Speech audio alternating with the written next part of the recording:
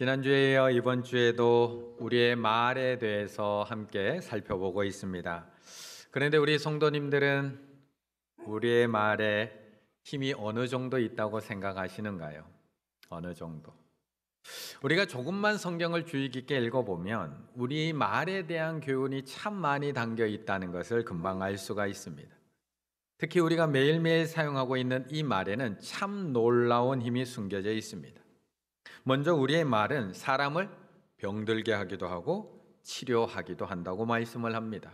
또 우리는 말로 사람을 살리기도 하고 사람을 죽이기도 합니다. 잠언 18장 21절 죽고 사는 것이 혀의 힘에 달렸나니 혀를 쓰기 좋아하는 자는 혀의 열매를 먹으리라. 야고보서 3장 8절 예레미야 9장 8절 잠언 13장 3절에서도 똑같이 이야기를 합니다.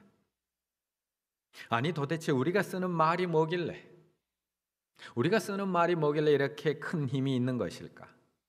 우리는 정말 매일매일 너무나 쉽게 그냥 툭툭 내받고 던지는 말인데 오늘 주차장에서도 무심코 분명히 던졌고 오늘 차를 타고 오는 차 안에서도 분명히 남편에게 아내에게 그냥 무심코 툭 던졌던 그 말인데 내가 어제 그 사람에게 무슨 말을 했는지 우리는 기억조차 못하고 살아가고 있는데 도대체 우리의 말에는 왜 이렇게 무서운 힘이 숨겨져 있는 것일까요? 하나님께서 이 세상을 창조하신 것을 보아도 말에는 힘이 있습니다. 예수님이 이 세상에 오셔서 하신 일들, 말로 하신 일들을 보아도 말에는 능력이 있습니다. 성경에 기록된 혀의 힘을 보아도 말은 힘이 있습니다. 말 속에 어떤 힘이 있다고 아까 앞에 얘기 드렸나요? 성경 속에는 말 속에 있는 말은 사람을 치료하기도 하고 병들게도 합니다. 말은 사람을 살리기도 하고 죽이기도 합니다. 말은 사람을 흥하게 하기도 하고 망하게 하기도 합니다. 말은 사람을 행복하게 만들기도 하고 불행하게 만들기도 합니다. 말 속에는 이런 힘이 있습니다. 하나님이 사람에게 주신 말, 예수 그리스도로 말미암아 회복된 사람의 말 속에는 사람을 치료하고 살리고 흥하게 하고 행복하게 하는 힘이 있습니다. 하지만 반대로 타락한 말은 사람을 병들게 하고 죽게 하고 망하게 하고 불행하게 만듭니다. 그래서 하나님께서는 우리 모두를 살리기 위해서 교회와 가정 안에 질서를 세우셨습니다.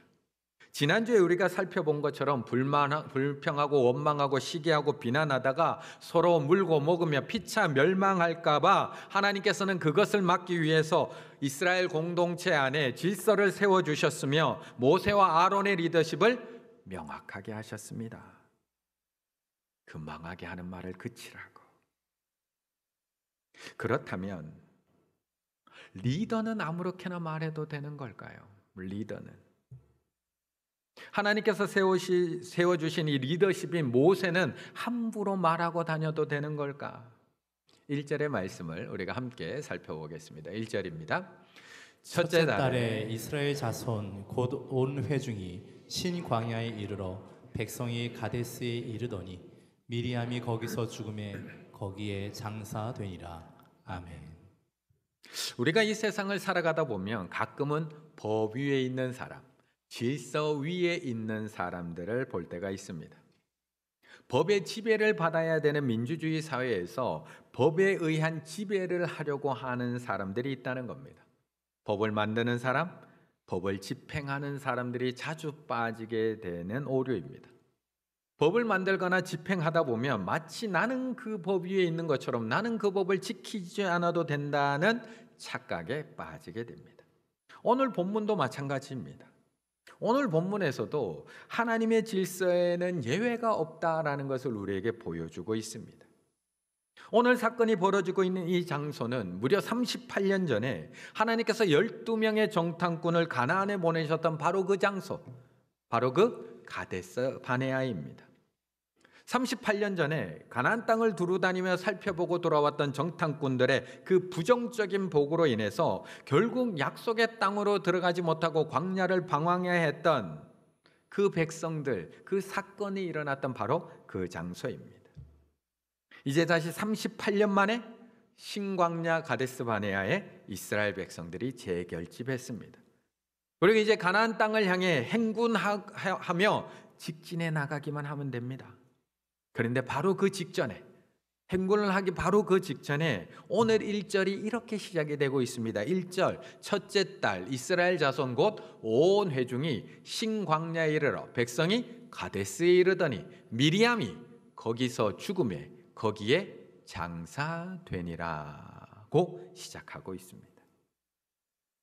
왜 이 중요한 시점에 모세와 함께 출애굽을 이끌었던 미리암, 이 미리암을 제일 1절에다가 먼저 기록해 놓고 있는 걸까요? 왜 모세가 갈대 상자에 담겨서 나일강에 떠내려갈 때 그것을 끝까지 지켜보고 모세를 보호했던 이 누이 미리암이 여기서 죽어야 하는 걸까요? 왜 이스라엘의 최초의 여선지자이며 모세와 함께 이스라엘 백성들을 애굽에서 이끌고 와서 여기까지 이끌어온 이 미리암이 왜 약속의 땅을 눈앞에 두고 바로 직전에 여기서 들어가지 못하고 죽어야 했던 걸까요? 그런데 그 땅에 들어가지 못한 것은 미리암뿐만이 아닙니다.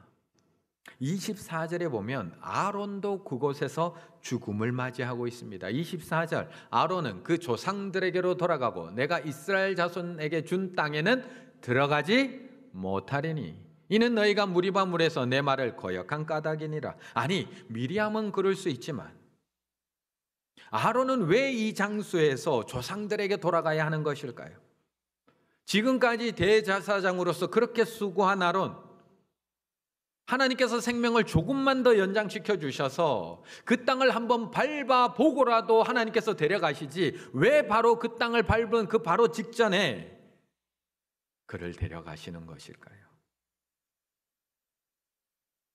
그런데 여선지자 미리암과 대제사장 아론 그들뿐일까요? 그 땅에 못 들어간 것이. 모세는 그토록 바라고 원하던 그 가나안 땅에 들어갔을까요? 무려 40년 동안 이스라엘 백성들을 여기까지 인도한 모세, 자신의 생명을 내어놓고 기도했던 모세, 매일매일 하나님만 바라보면 자신의 모든 것을 다 바쳐 여기에 달려온 모세, 그는 그 약속의 땅에 들어갔을까요? 12절에서 이렇게 말씀합니다. 여호와께서 모세와 아론에게 이르시되 너희가 나를 믿지 아니하고 이스라엘 자손의 목전에서 내 거룩함을 나타내지 아니한 거로 너희는, 아론과 모세 너희는 이 회중을 내가 그들에게 준 땅으로 인도하여 들이지 못하리라 하시니라. 못 들어갑니다. 아니, 그토록 사랑 많으신 우리 하나님이 왜 갑자기 이러시는 걸까요? 왜 약속의 땅, 그 가나안 땅을 눈앞에 두고 있는 이 시점에 그동안 가장 수고를 많이 했던 지도자들 미리암, 아론, 모세를 약속의 땅에 들어가지 못하게 하시는 걸까요? 다른 사람들은 몰라도 이들만은 들여보내야 되는 거 아닌가요? 다른 사람은 몰라도 이들은 꼭 그 땅 밟아야 되는 것 아닐까요? 그런데 하나님의 질서에는 예외가 없습니다. 아무리 그들이 질서 위에 세워진 지도자들이라고 할지라도 하나님의 질서에는 예외가 없습니다. 하나님은 분명히 38년 전에 바로 이 땅에서 하나님은 말씀하셨습니다. 40일 동안 가나안 땅을 정탐하고 돌아와서 악평을 하고 애굽으로 돌아가는 것이 더 낫다고 했던 그들을 향해 하나님은 분명히 선포하십니다. 민수기 14장 29절 30절, 너희 시체가 이 광야에 엎드려질 것이라. 너희 중에 20세 이상으로 계수된 자 곧 나를 원망하는 자 전부가, 여분의 아들 갈렙, 눈의 아들 여호수아 외에는, 이 둘 외에는 내가 맹세하여 너에게 살게 하려 한 땅에 결단코 들어가지 못하리라. 이처럼 하나님의 질서에는 예외가 없습니다. 그것이 지금까지 40년 동안 자신의 생명을 내어놓고 수고한 모세라고 할지라도, 아론이라고 할지라도, 미리암이라고 할지라도, 하나님의 약속과 말씀에 그 어떤 지도자라고 할지라도 예외는 없습니다. 하나님 앞에는 법 위에 있는 사람, 질서에 있는 사람 없다는 겁니다. 그렇다면 우리의 말에는 어떨까요? 우리의 말. 지난주부터 살펴보고 있는 혀의 독에 대해서는 어떨까요? 하나님께서 이 이스라엘 백성들을 살리기 위해서 이스라엘 공동체 안에 질서를 명확하게 세워주셨고 이스라엘 백성들로 하여금 더 이상 불평, 원망, 시기, 비난을 그치게 하셨습니다. 그렇다면 그렇게 세워진 지도자들은 마음대로 말함도 되는 것일까요? 교회 질서 위에 세워진 모세와 아론, 자기 기분대로 말하고 자기 마음대로 혀의 독을 내뿜어도 되는 것일까? 하나님의 말씀에는 예외가 없습니다. 10절의 말씀을 같이 읽습니다. 10절입니다. 모세와 아론이 회중을 그 반석 앞에 모으고 모세가 그들에게 이르되 반역한 너희여 들으라. 우리가 너희를 위하여 이 반석에서 물을 내랴 하고. 아멘. 우리가 사는 세상에는 분명히 특별한 사람들에 대한 특별한 대우가 있는 것을 볼 수 있습니다. 우리가 아무리 법 앞에서는 모든 사람이 평등하다고 아무리 외치고 있어도 조금 특별한 연예인들, 정치인들, 사회 지도자들에 대한 특별한 대우가 있다는 것을 우리는 알고 있습니다. 그런데 하나님 앞에서는 예외가 없습니다.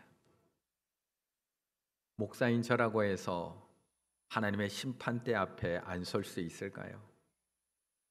수십 년을 교회 다니고 평생을 하나님 앞에 헌신하는 우리 은퇴 장로님들, 은퇴 권사님들이라고 해서 하나님 앞에 안 설 수 있을까요? 지금까지 그렇게 땀 흘리며 고생했던 우리 모든 헌신자들 하나님 앞에 안 설 수 있을까요? 성도님들만 하나님의 심판대 앞에 서야 되고 중직자들은 하나님 심판대 앞에서 예외가 될 수 있을까요? 아니요. 로마서 4장 10절, 14장 10절에서는 이렇게 말씀합니다. 내가 어찌하여 내 형제를 비판하느냐? 어찌하여 내 형제를 없이 여기느냐? 우리가 다 한 명도 예외 없이 하나님의 심판대 앞에 서리라고 말씀하고 있는 겁니다. 우리는 똑같은 기준으로 하나님 앞에 판단받아야 합니다. 그렇다면 약속의 땅을 부정적으로 바라보았던 이스라엘 백성들만 가나안 땅에 들어가지 못하고 지도자였던 모세, 미리암, 아론은 예외가 될 수 있을까요? 분명 하나님은 말씀하셨습니다. 20세 이상으로 계수된 자들 중에는 여분네 아들 갈렙, 눈의 아들 여호수아 외에는 결단코 그 약속의 땅에 들어가지 못하리라. 그리고 그 말씀대로 그 누구도 예외가 될 수는 없었습니다. 혀의 도구로 인해 죽는 것도 마찬가지입니다. 하나님은 이스라엘 백성들의 말만 내 귀에 들린 대로 그들에게 응답하시지 않습니다. 하나님의 말씀에는 예외가 없습니다. 모세와 아론의 말에도 하나님은 똑같이 응답하십니다. 이스라엘 백성들이 시기와 비난에 이 그들 스스로에게 독이 되었던 것처럼 모세와 아론의 분노와 질책에도 하나님은 똑같이 그들을 징계하신다는 겁니다. 10절 모세와 아론이 회중을 그 반석 앞에 모으고 모세가 그들에게 이르되 반역한 너희여 들으라. 우리가 너희를 위하여 이 반석에서 물을 내려 하고 반역한, 함몰임, 거역하다, 배반하다, 반항하다 이 배반자 자식들아 라고 외치고 있는 겁니다. 아니 모세와 아론의 입장에서 이 정도 화는 낼 수 있는 것 아닌가요? 무려 40년을 참았습니다. 그 온유했던 모세가 이 정도 화는 낼 수 있는 것 아닌가요? 그동안 모세에게 쏟아졌던 이스라엘 백성들의 원망과 비난, 이스라엘 백성들 모세가 다 받아냈잖아요. 무려 40년 동안 내뱉었던 저들의 불평과 험담, 모세가 지금까지 그냥 다 듣고 있었잖아요. 그렇다면 이 정도 분노, 이 정도 하나님도 이해해 주셔야 되는 것 아닌가요? 그런데 하나님께서는 8절에서 분명하게 모세에게 이렇게 말씀했습니다. 지팡이를 가지고 내 형 아론과 함께 회중을 모으고 그들의 목전에서 너희는 반석에게 명령하여 물을 내라 하고. 하나님은 그들을 질책하라고 말씀하지 않았습니다. 내가 그 반석이 물을 내어 회중과 그들의 짐승에게 마시게 할지니라고 말씀하셨습니다. 하나님은 모세에게 그 원망하는 이스라엘 백성들을 책망하라고 하신 적이 없습니다. 하나님은 저들이 원망하고 비난하는 것 너도 똑같이 저들이 저렇게 험하게 이야기하는 것처럼 너도 저들을 질책하고 나무라라고 말씀하신 적이 없습니다. 반석에게서 물을 내라고 할 때도 하나님께서는 그들의 목전에서 반석에 명령해서 물을 내라고 하셨지 반석을 내리쳐서 물을 내라고 하신 적이 없습니다. 그런데 모세와 아론은 분노를 억제할 수가 없었고 결국 저들과 똑같이 혀의 도구로 저들을 질책하고 있는 겁니다. 거역하고 반항하는 너희들이여 들어라. 이 배반자 자식들아 들어라. 이렇게 말하고 있는 겁니다. 우리가 너희를 위하여 이 반석에서 물을 내랴. 우리가 너희를 위하여 이 반석에서 물을 내랴. 모세가 물을 내는 건가요? 하나님이 물을 내는 건가요? 마치 내가 물을 낼 수 있는 것처럼 그렇게 백성들을 질타하며 결국 그 지팡이를 들어서 반석을 2번이나 내리치고 있다는 겁니다. 11절 모세가 그의 손을 들어 그의 지팡이로 반석을 2번 치니. 그런데 하나님 앞에서는 예외가 없습니다. 이스라엘 백성들만 함부로 말하면 안 되는 것이 아니라 질서 위에 세워진 모세와 아론이라고 해도 함부로 말해서는 안 된다는 겁니다. 40년을 참아온 모세와 아론이라고 해서 저들과 똑같이 말해서는 안 된다는 겁니다. 제가 목사라고 해서, 제가 그동안 오랫동안 참아왔다고 해서, 저들이 나를 먼저 비난하고 원망했다고 해서, 하나님께서 나에게 더 많은 일을 맡겨놨다고 해서 함부로 말해서는 안 된다는 거 말씀하고 있는 겁니다. 이스라엘 백성들만 혀의 도구로 자신을 먼저 죽이는 것이 아니라 모세와 아론도 똑같이 그 말씀으로 판단받고 있는 겁니다. 12절의 말씀을 함께 읽습니다. 12절입니다. 여호와께서 모세와 아론에게 이르시되 너희가 나를 믿지 아니하고 이스라엘 자손의 목전에서 내 거룩함을 나타내지 아니한 고로 너희는 이 회중을 내가 그들에게 준 땅으로 인도하여 들이지 못하리라 하시니라. 아멘. 아니 솔직하게 오늘 본문을 가만히 묵상하다 보면 우리 하나님께서 모세에게 조금 더 엄격하신 것 아닌가라는 생각이 들기도 합니다. 지금까지 이스라엘 백성들이 모세에게 어떻게 했는지 우리는 너무나 잘 알고 있잖아요. 그래서 이 장면이 조금은 섭섭하게 느껴지기도 합니다. 40년 동안 하나님을 위해서 모든 것을 다 바쳐서 헌신했던 모세인데 마지막 순간 그 실수 하나로 인해서 하나님께서는 이스라엘 백성들과 똑같이 그를 징계하시는 것, 솔직하게 조금은 가혹해 보인다는 생각이 들기도 합니다. 그리고 사실 10절을 다시 한번 읽어봐도 반역한 너희여 이 배반자 녀석들아 라고 외친 이 말이 그렇게 심한 말 같지도 않습니다.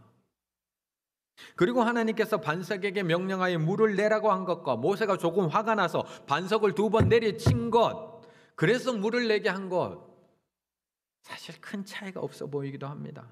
아니 사실 우리라도 이렇게 하지 않았을까요? 아니 어제도 아이들에게 이렇게 하지 않았나요? 말해서 안 들으면 답답해가지고 소리치지 않았고 책상 2번 내리치지 아니요 한 10번은 내리치셨을걸요. 우리라면 훨씬 더 심하게 했을 겁니다. 그런데 성경의 다른 본문을 살펴보면 모세가 이 순간 그들에게 어떻게 말했는지를 조금 더 정확하게 알 수가 있습니다.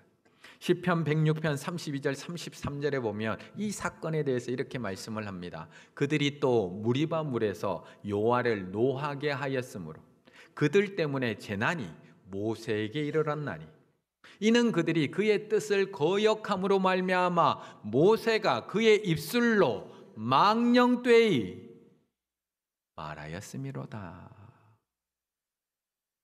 입술로 망령되게 말했다. 무슨 의미일까?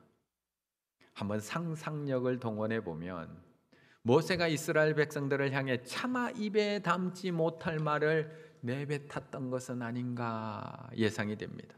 아마 야 이 자식들아, 우리 성도님한테 얘기한 건 아닙니다. 네, 실감나게 하다 보니까 야 이 자식들아, 너희 때문에 그동안 고생했는데 이렇게 나를 찾아와 밤낮 하나님 앞에 불평하는 거 나 이제 더 이상 못해 먹겠다. 너희끼리 잘해 먹고 잘 살아라 라고 말했을 것 같습니다. 그런데 하나님이 여기에 대해서 화를 내십니다. 백성들이 말했던 그때 우리가 차라리 죽었더라면 더 좋았을 것이라는 한탄, 사실 하나님 앞에 해서는 안 될 소리입니다. 그런데 하나님은 모세가 아닌 이스라엘 백성들 편에 서십니다.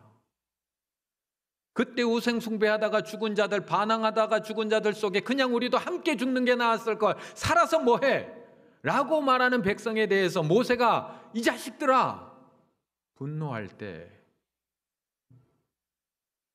하나님이 모세에게 더 크게 책망하십니다. 우리는 늘 내 말이 자꾸 험해지고 나빠지고 공격적으로 변하는 이유를 우리는 자꾸 원인을 외부에서 찾고 있습니다. 집에서도 애들이 너무 말을 안 들어서 목사님 아들 3명 키워보세요. 말이 험하지 않을 수가 없어요. 우리는 아이들 때문이라고 이야기합니다. 불친절한 이웃들 때문에, 무심한 배우자들 때문에, 꼰대 같은 직장 상사 때문에, 사랑 없고 무심한 교인들 때문이라고 내 말이 그래서 험하게 나온다고 생각을 합니다. 나는 원래 안 그랬는데 그 사람 때문에 나까지 말이 험해지고 해서 자꾸 독이 쏟아져 나온다고 이야기합니다. 그 사람이 먼저 나한테 그런 식으로 말했기 때문에 나도 그렇게 이야기했다고 이야기합니다. 그러면서 우리의 양심은 점점 무뎌져 갑니다. 저들과 똑같이 불평하고 원망하고 시기하고 질책하면서 나는 정의롭다고 우리는 착각하며 살아갑니다. 그런데 정말 그럴까요? 정말 내 남편이 무뚝뚝해서 내가 그렇게 무섭게 이야기하는 것일까요? 정말 우리 아내들이 그렇게 쌀쌀 맞아서 우리 남편들 그렇게 무뚝뚝해지고 있는 걸까요? 정말 우리 아이들이 그렇게 지지리도 말을 안 들어서 내 입이 자꾸 거칠어지는 걸까요? 우리 교회 리더들이 은혜롭지 말하지 않고 예쁘게 말하지 않아서 우리 성도님들도 함부로 이야기하고 있는 걸까요? 정말 우리 교우들이 질서도 모르는 채 함부로 말해서 저를 비롯한 우리 중직자들이 똑같이 무섭게 질책하고 있는 것일까요? 그런데 성경에서는 절대 그렇게 말하고 있지 않습니다. 성경은 이렇게 이야기합니다. 선한 사람은 마음에 쌓은 선에서 선을 내고 악한 자는 그 쌓은 악에서 악을 내나니 이는 마음에 가득한 것을